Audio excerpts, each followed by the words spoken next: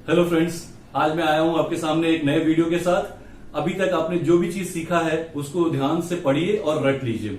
अभी तक कोई कॉन्सेप्ट आपने नहीं सीखा है, अभी तक सिर्फ रटने वाली चीजें जो आपके जबान पे डायरेक्टली आ जाएंगी इंग्लिश बोलते समय, वो चीज आपने सीखी है, राइट। सो एपिसोड 1 से लेके एपिसोड 3 तक आपको सारी चीजें रटनी थी और उसको बार बार रटना था।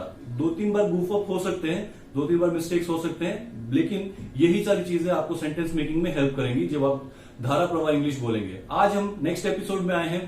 आपके नेक्स्ट एपिसोड का जो मेन थीम है वो है आपका chart, yes, tense chart. Normally ऐसा देखा गया है कि टेंसेस को नहीं समझने की वजह से हम इंग्लिश सही से नहीं बोल पाते हैं। तो चलिए, जैसे कि आप देख सकते हैं स्क्रीन पे आपको टेंस चार्ट दिख रहा है, यस। ये टेंस चार्ट को आप अपने नोटबुक में सही तरीके से इसे कॉपी कर लीजिए और कॉपी करने के बाद से फिर इसको हम एक एक करके समझते हैं।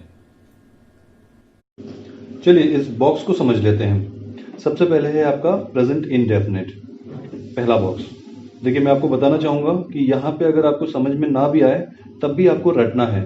पहले episode, second episode, third episode में आपको रटने वाली चीज दी गई है, कभी कोई चीज समझाई नहीं गई है। ये आखिरी आपका एपिसोड रहेगा जिसमें आपको चीजों को मेनली रटना होगा। इसके बाद आपकी अंडरस्टैंडिंग शुरू होगी नेक्स्ट एपिसोड ऑनवर्ड। आइए बॉक्स की तरफ नजर डालते हैं। तो सबसे पहला बॉक्स है प्रेजेंट इंडेफिनिट का। अच्छा, मैं आपको एक छोटा सा डिस्क्लेमर और देना चाहूंगा। इसे टेंस चार्ट कहा जाता है। टेंस चार्ट आपको हर जगह मिल जाएगा, लेकिन मैं खासतौर से इसे हेल्पिंग वर्ब और मेन वर्ब रूल्स कहना चाहूंगा, क्योंकि इस चार्ट के थ्रू हम टेंस नहीं, हम ग्रामर नहीं समझ रहे हैं, हम स्पोकन इंग्लिश हमें सीखना है। तो स्पोकन इंग्लिश में हेल्पिंग वर्ब और मेन वर्ब का बेहद महत्वपूर्ण स्थान होता है। तो उसको समझते हैं। Do, does. डू प्लूरल के साथ लगता है, प्लूरल यानी कि बहुवचन, यानी कि जब भी हमारा सब्जेक्ट, करने वाला, कर्ता, अगर बहुवचन है, बहुवचन के लिए बहुत ज्यादा एक्सप्लेनेशन की जरूरत नहीं है, आपको पता है एक से ज्यादा हो तो उसे बहुवचन कहेंगे, तो उसके साथ हम डू लगाएंगे। यहाँ पे एक अपवाद और है, आई के साथ भी आप डू ही लगाते हैं, और डज का इस्तेमाल हम एक वचन के लिए करते हैं। देखिए, मैंने आपको यह बताया था कि हेल्पिंग वर्ब का इस्तेमाल हम परिस्थिति या समय की जानकारी देने के लिए करते हैं। तो परिस्थिति या समय की जानकारी देने के लिए एक ही हेल्पिंग वर्ब काफी था, लेकिन प्रेजेंट इंडेफिनिट में 2 हेल्पिंग वर्ब है। इसका मतलब यह है कि ये कभी कभी ये भी बताता है कि कितने लोग काम कर रहे हैं, इसलिए सिंगुलर और प्लूरल। सिंगुलर डज के लिए, प्लूरल डू के लिए। लेकिन यहाँ पे एक अपवाद है। अपवाद यह है कि जो पिछले सेशन में आपने देखा था कि 4 तरीके से सेंटेंस बन सकते हैं, जिसमें सिंपल सेंटेंस था, यानी सकारात्मक पॉजिटिव सेंटेंस जो था, उसमें subject, helping verb, main verb, object, इस तरह से रूल बनाया गया था। उस सेंटेंस स्ट्रक्चर में हेल्पिंग वर्ब हम नहीं लगाएंगे जब हम प्रेजेंट इंडेफिनिट की बात करते हैं। तो अब ये बैलेंस बिगड़ गया। तो बैलेंस करने के लिए हम क्या करेंगे? छोटा सा अपवाद को फॉलो करेंगे, एक्सेप्शन को फॉलो करेंगे। सब्जेक्ट अगर आपका सिंगुलर है, जैसे ही, शे, इट, राम, सीता, मोहन, सुमेला, कोई भी नाम हो, तो उसके साथ आपका मेन वर्ब में एस या ईएस जुड़ जाएगा। अच्छा, ये भी इंटरेस्टिंग है। एस तो लाइक ऑलमोस्ट हर जगह लगता है। ईएस कुछ खास केसेस होते हैं, जैसे सीएच, एक्स, ओ, एसएच, इन सब लेटर से जब आपके वर्ड्स एंड होते हैं तो आपको ईएस लगाना होता है। ये भी हम अगले एक्सरसाइजेस में समझेंगे किस तरह से ईएस लगाते हैं, ईएस किस तरह से एस लगाते हैं। आइए नेक्स्ट बॉक्स की तरफ चलते हैं, जो कि पास्ट इंडेफिनिट है। यहाँ पे भी अपवाद है। यहाँ पे सब्जेक्ट चाहे कुछ भी हो, आपका हेल्पिंग वर्ब डिड लगता है, उसके साथ मेन वर्ब फर्स्ट फॉर्म में लगता है। लेकिन अपवाद है ये कि सिंपल सेंटेंस, जो पहला पॉजिटिव सेंटेंस आपने पढ़ा था पिछले एपिसोड में, उसमें सिंपल सेंटेंस में अगेन हम हेल्पिंग वर्ब नहीं लगाएंगे। अगर हम हेल्पिंग वर्ब नहीं लगाएंगे तो उसको फिर हम बैलेंस करेंगे। जो हमारा मुख्य क्रिया अभी तक हम फर्स्ट फॉर्म में लगा रहे थे, यहाँ पे मुख्य क्रिया हमारा सेकेंड फॉर्म में होगा। और आपको एक मजेदार बात बताऊं, मुख्य क्रिया सेकेंड फॉर्म सिर्फ और सिर्फ पूरे इंग्लिश में आपका पास्ट इंडेफिनिट के सिंपल सेंटेंस में ही होता है, यानी कि सकारात्मक सेंटेंस पास्ट इंडेफिनिट का, उसी में मेन वर्ब सेकंड फॉर्म इस्तेमाल होता है, और पूरी इंग्लिश में कहीं भी नहीं। तो इसकी महत्वता को मैं अपकमिंग वीडियोस में आपको समझाऊंगा। आइए नेक्स्ट बॉक्स की तरफ बढ़ते हैं। यह है आपका फ्यूचर इंडेफिनिट।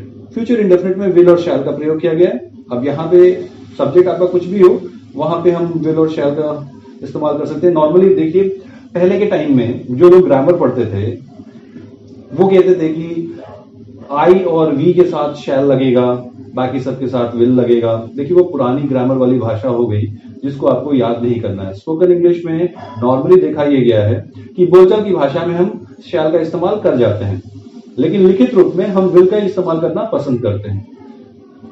आप आई विल भी बोल सकते हैं, जरूरी नहीं कि आई शैल ही बोले आप। ये पुरानी इंग्लिश है जहां पे लोग आई शैल बोला करते थे, वी शैल बोला करते थे। आप आई और वी के साथ विल भी लगा सकते हैं, राइट। सो आपने ये देखा कि चाहे प्रेजेंट हो, पास्ट हो, फ्यूचर हो, इंडेफिनिट सेंटेंसेस के साथ जो मुख्य क्रिया होती है वो फर्स्ट फॉर्म में ही लगता है, यानी कि जो वर्ड है उसको हम कुछ छेड़ते नहीं है, उसमें कोई डिस्टर्बेंस नहीं डालते हैं। जैसे main verb first form, second form, third form, ING form, 4 forms होते हैं, तो हमारा एज इट इज वर्ब को ही हम लिख देते हैं, राइट। आइए नेक्स्ट पे आते हैं। ये है हमारा कॉन्टिन्यूस। कॉन्टिन्यूस क्या है ये भी हम अपकमिंग ऑडियोज में समझेंगे। इसको ये समझ लेते हैं, जो आपने 48 सेंटेंसेस और 12 सेंटेंसेस रटे थे उसमें आपका हेल्पिंग वर्ब और मेन वर्ब कौन से फॉर्म में होना चाहिए। यानी कि helping verb is, am, are, was, were, will be, shall be के साथ मेन वर्ब हमेशा आईएनजी फॉर्म में रहेगा। आंख बंद करके आप लगा सकते हैं। ये मैं एक्टिव वॉइस के बारे में बात कर रहा हूं, तो अभी हमको 90% एक्टिव वॉइस ही समझना है।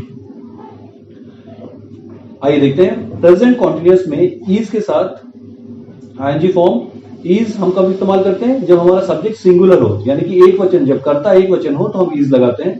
जब कर्ता बहुवचन हो तो हम आर लगाते हैं, और आई, मैं के साथ हम एम लगाते हैं।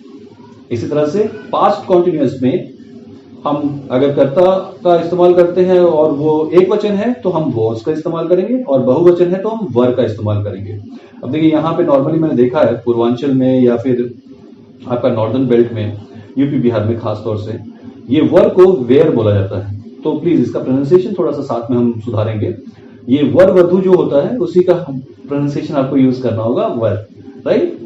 लाइकवाइज विल और will be and shall be में आपने देखा कि कोई आपका सिंगुलर और प्लूरल का केस नहीं है, यानी कि आप दोनों के साथ कोई भी सब्जेक्ट लगा सकते हैं। I, we, you, they, he, she, it, या किसी के नाम के साथ विल बी या किसी के नाम के साथ शैल बी भी लगा सकते हैं, राइट।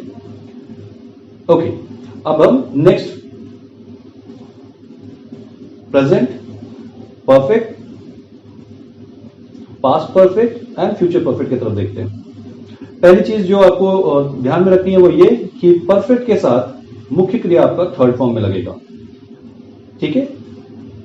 पास्ट पार्टिसिपल भी जिसे कहते हैं ग्रामर की भाषा में, लेकिन मैं ग्रामर आपको पढ़ा नहीं रहा हूं, मैं आपको स्पोकन इंग्लिश सिखा रहा हूं। सो हम इसे थर्ड फॉर्म बोलेंगे। सो प्रेजेंट परफेक्ट के साथ हैज और हैव लगता है, इसके साथ verb third form. Past perfect के साथ हैड लगता है, verb third form. And future perfect के साथ विल हैव, शैल हैव के साथ आपका main verb third form, right.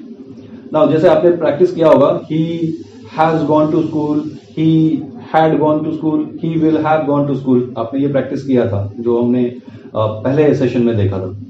इसी तरह से अगर आपको बहुवचन कर देना है, so they have played cricket, they had played cricket and they will have played cricket, right। आइए नेक्स्ट परफेक्ट कॉन्टिन्यूअस की तरफ बढ़ते हैं। Present perfect continuous, past perfect continuous and future perfect continuous. यहां पे गौरतलब यह है कि आपका मेन वर्ब आईएनजी फॉर्म में रहेगा, यानी कि मुख्य क्रिया में आईएनजी आप जोड़ देंगे। प्रेजेंट परफेक्ट कॉन्टिन्यूअस में हैज बीन और हैव बीन लगता है। Has been again singular case के लिए, हैव बीन प्लूरल केस के लिए, बहुवचन के लिए। पास्ट परफेक्ट कॉन्टिन्यूअस में had been and future perfect continuous में will have been, shall have been.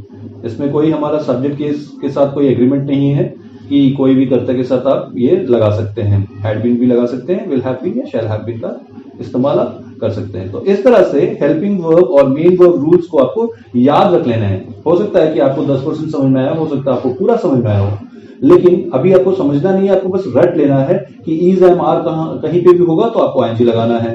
Do, does होगा तो मेन वर्ब फर्स्ट फॉर्म में आएगा, डिड आएगा तो मेन वर्ब फर्स्ट फॉर्म में, विल, शैल आया तो मेन वर्ब फर्स्ट फॉर्म में। कॉन्टिन्यूअस की बात करें, is, am, are, was, were, will be, shall be आया तो मेन वर्ब आईएनजी फॉर्म में। Has, have, had, will have, shall have आया तो मेन वर्ब थर्ड फॉर्म में। Has been, have been, had been, will have been, shall have been आया तो main verb ING form में। ये आपको रटना है। तो सेशन 1, 2, 3 एंड ये फोर्थ सेशन, ये सारी चीजें आपको रट लेनी है ताकि कॉन्सेप्ट जो आप समझें तो आपकी जबान पे इंग्लिश बड़े आराम से आने लगे। ओके, आपको कोई डाउट हो तो ये डाउट्स आप कमेंट बॉक्स में लिख सकते हैं ताकि मैं उसको पर्सनली एड्रेस करूं, मैं पर्सनली उसके ऊपर आंसर दे सकूं आपको। जैसा कि देखा आपने कि ये टेंस चार्ट बेहद महत्वपूर्ण है आपके इंग्लिश के लिए। इंग्लिश भाषा बोलते समय जब भी आप इंग्लिश में बातें करोगे ये टेंस चार्ट को हमेशा दिमाग में रखोगे आप। इसके लिए आपको रटना जरूरी है। आपने पूरी तरह से उसको समझा। अगर आपको कोई डाउट है तो प्लीज आप कमेंट बॉक्स में उसको मेंशन कीजिए। आपके डाउट्स को क्रमबद्ध तरीके से सिस्टमैटिकली आपको एड्रेस किया जाएगा। इसी के साथ हम इस वीडियो को एंड करते हैं। मिलते हैं नेक्स्ट वीडियो में। Thank you.